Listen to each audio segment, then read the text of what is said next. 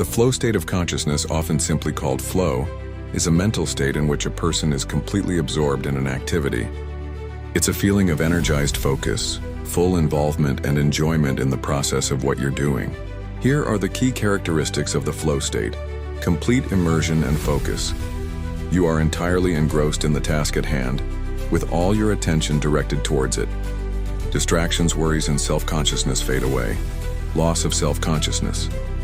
You become so focused that your sense of self, your inner critic, and thoughts about how you're performing or how others perceive you disappear.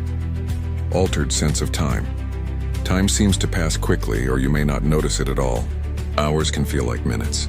Balance between skill and challenge. The activity is challenging enough to keep you engaged, but not so difficult that it becomes frustrating.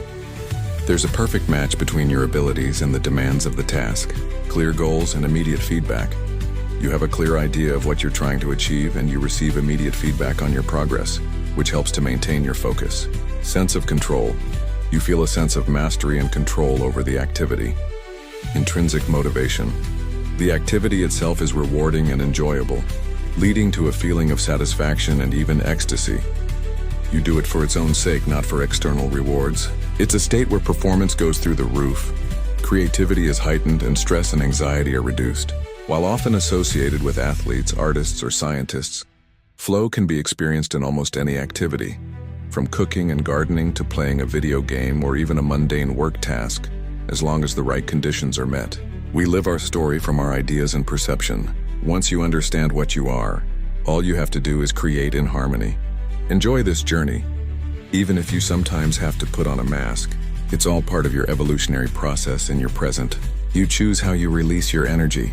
Whether you feed your soul or your worldly passions, whatever you do, do it consciously in the now.